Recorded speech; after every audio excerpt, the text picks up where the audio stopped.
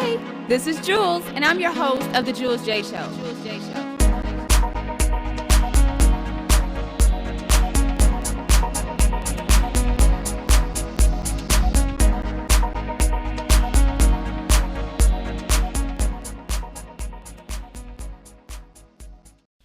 Hey everyone, thanks for tuning in. I'm your host Jules of The Jules J Show. If you haven't seen any of my past episodes, you can go to our YouTube page. It's One Track Cats.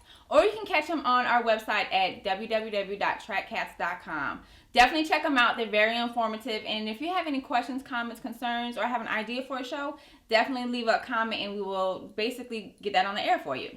So let's talk about unplanned pregnancies. I actually seen this article on Huffington Post. The website, very informative information. So I wanted to share it with you.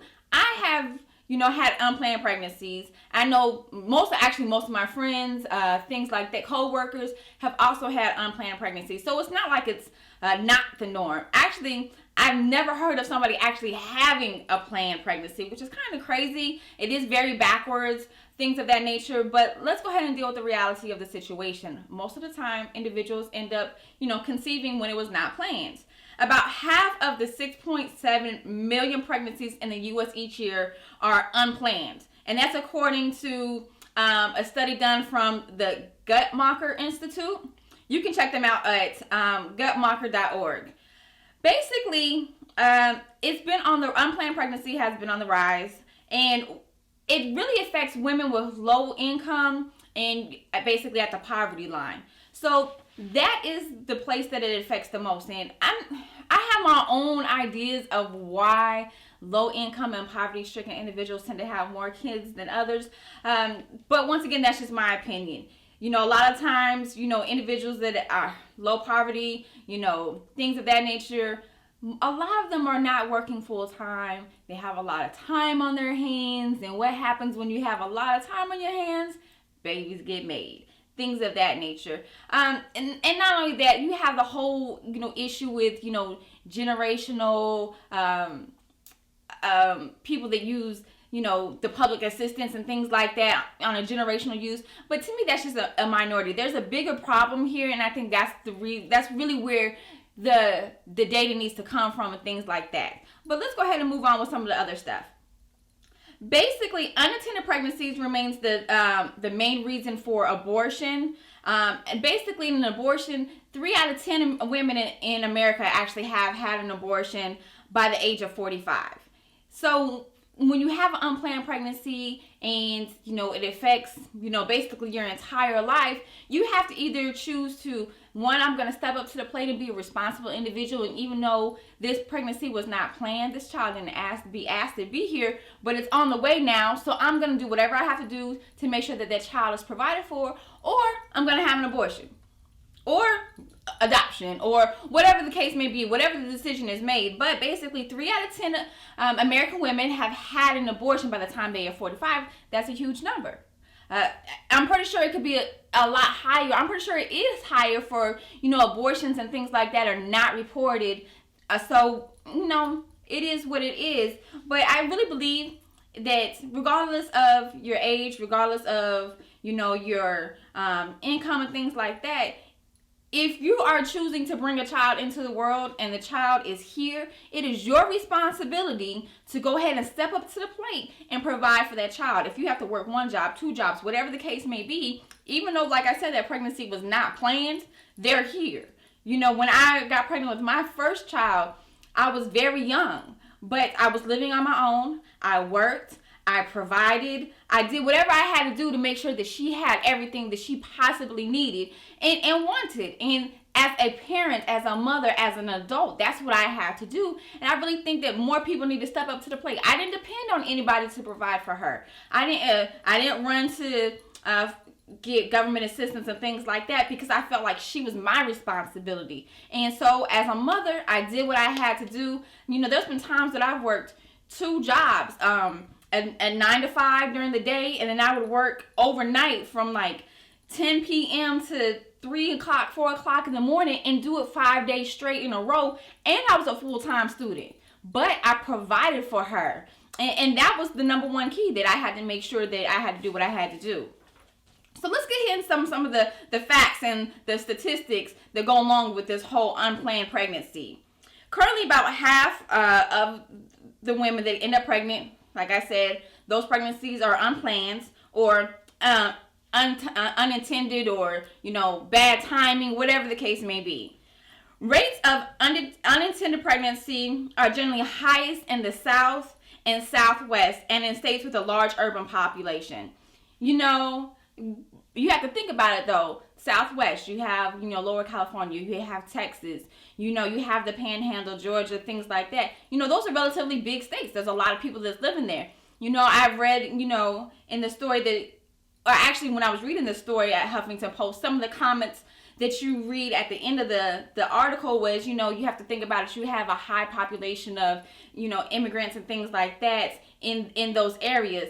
But you also have to think that, how they look at children and things like that is not the same way that a lot of people in our culture look at them. They look at children as a gift from God, and they end up having 2, 3, 4, 5, whatever the case may be. But they have close-knit communities and families that help raise a child. So it goes back to that, saying that, it takes a village. And that's, in other cultures, you see that a lot. States with the highest unintended pregnancy rates in 2008 were Delaware, California, Mississippi, Louisiana, Florida, New York, Hawaii, Georgia, and New Jersey. So I live in Georgia. We are on that list, things of that nature. So, and I think there's some things that, we'll discuss towards the end of the show about how we can kind of curb those numbers. In 2006, Black women had the highest unintended pregnancy rate for any racial or ethnic group. So basically, out of 1,000 women, every 91 was unintended. 91 of those was unintended pregnancies. So Black women, we have to kind of, pull it together. I'm in there with you. I understand that. I've been there. I've done that. I have, 2 children, and both of them were not planned. But at the same token, they're blessings, and I stood up and I did what I had to do as a mom. So, we just have to kind of figure out where our breakdown is and why we're the highest out of all the ethnic and racial groups. In 2006, women with high school degrees had the highest unintended pregnancy rate. I'm sorry, let me explain. Without a high school education. So basically, no high school education, you're at the top of the list as well. The higher your education, the less unintended pregnancies there was. So you can see that trend right there. A lot of times as you're going through school and you keep getting, higher and higher education, your lifestyle, your education, your career tends to become more and more important to you. If you don't have that education, how can you know how important it really, really is? Sometimes people get used to the struggle because they feel like that's their everyday lifestyle. And it shouldn't have to be. It doesn't have to be that way. Set goals, reach for them, attain them, and make sure that, yes, having a family is important, but make sure you're ready for that. Make sure that you have the means to take care of those kids that you will bring into the world, because ultimately it's going to be your responsibility anyway. Some groups, including higher income women, white women, college graduates, and married women, have more of a successful time planning a birth and things of that nature. So the higher the income, the more prepared they are to actually plan for a family and things of that nature. So that's something that we should really kind of take in consideration.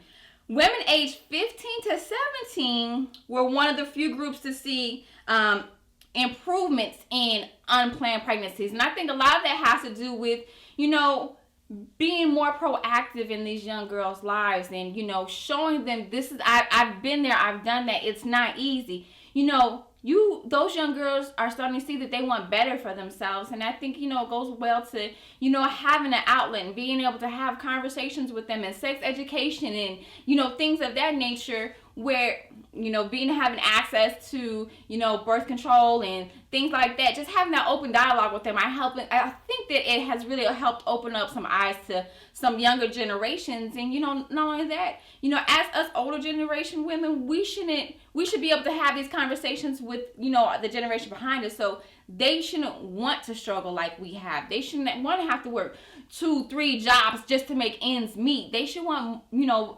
better and then have that family down the road. And I think that's one thing that, definitely should be discussed, things of that nature. In 2006, 43% of unintended pregnancies ended in an abortion. So, there's that option, and that's a whole nother show. That's a very, controversial topic, whether, to have an abortion, whether not to have an abortion. And, I'm not even going to touch on that in this show, but that is, it's a high statistic right now as far as, becoming pregnant and not really planning for that. More than 1 in 10 single men indicated that they did not know about the pregnancy until after the child was born. Among single men aware of the pregnancy, nearly 3 out of 4 births were reported as unintended. So a lot of times, these women aren't even telling the father of the kid that, hey, I'm pregnant, until, hey, the baby's here, it's your responsibility. That's a whole nother show too, because I have a very, very strong opinion about that.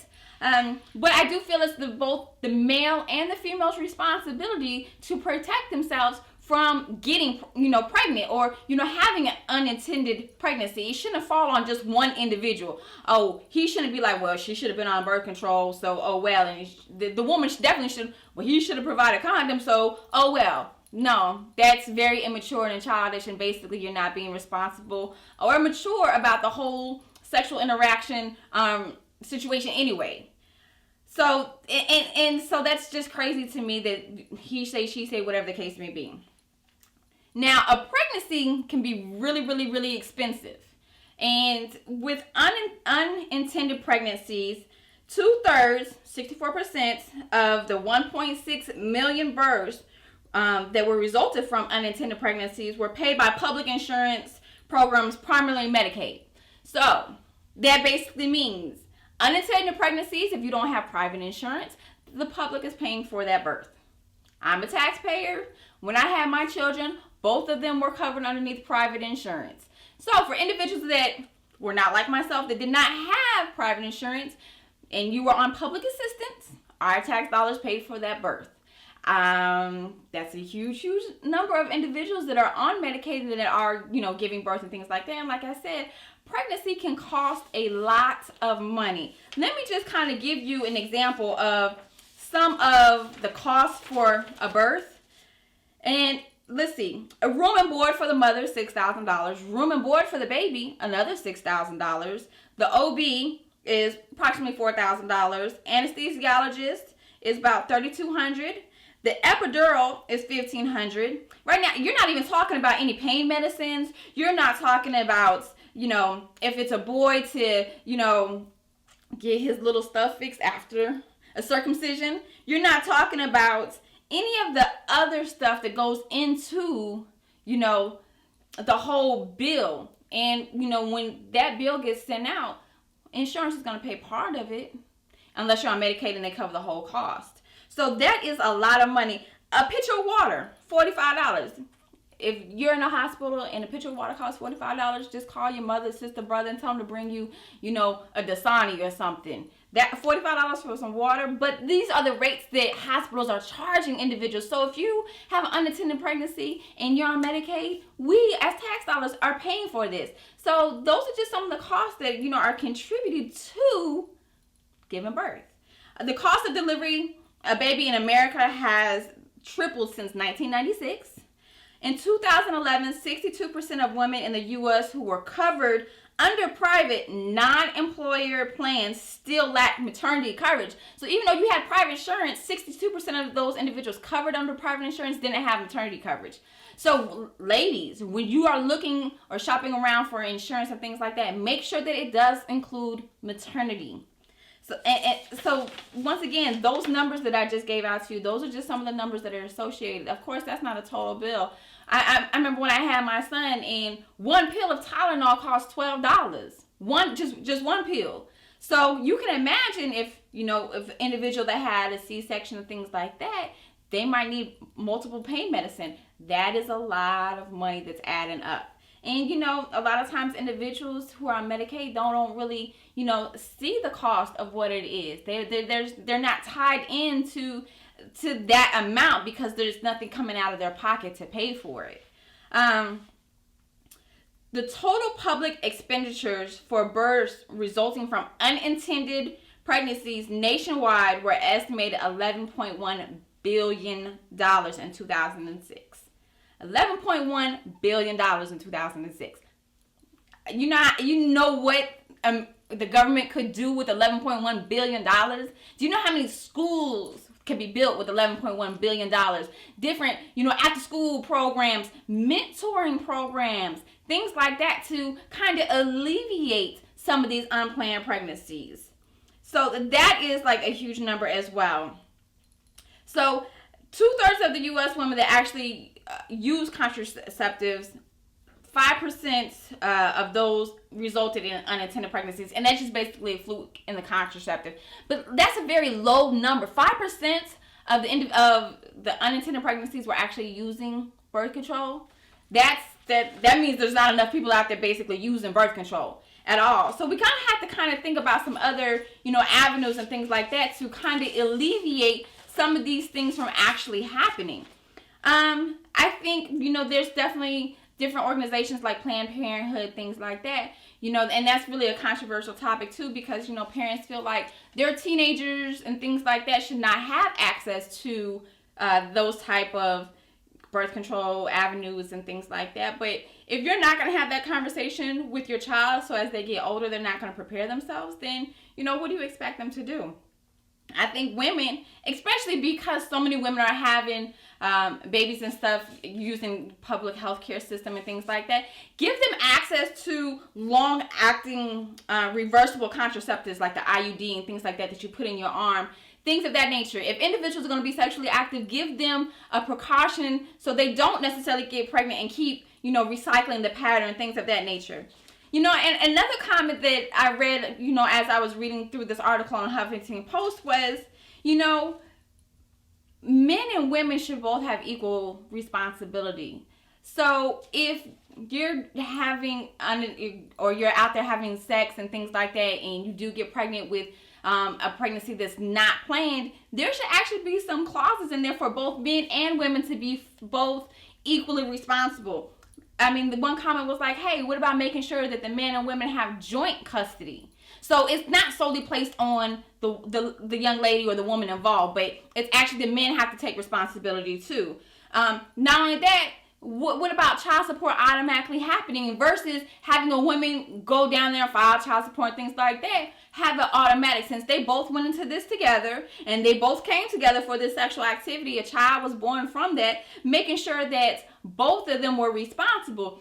And the individual that left the comments like, I bet you unintended pregnancy would dramatically drop, because men would be more active about making sure that they're wearing condoms. Women would be more proactive about making sure that they are some type of birth control, making sure that there are condoms being provided, things like that. So I think that this is definitely something that can be discussed further in detail. I definitely think that women, as it is right now, we are the ones taking most of the responsibility when a pregnancy is not planned. So we definitely have to be proactive for ourselves. If we know that we can't handle a child or another child, we need to make sure that we are setting ourselves up so that does not happen.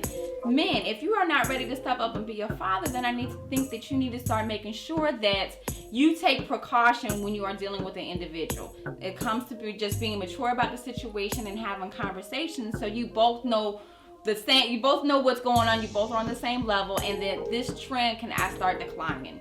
Once again, I'm Jules J from the Jules J Show. If you have any questions, comments, or concerns, you can definitely check me out, leave them, and I will definitely get back to you. Thanks for tuning in. I'll check you next time.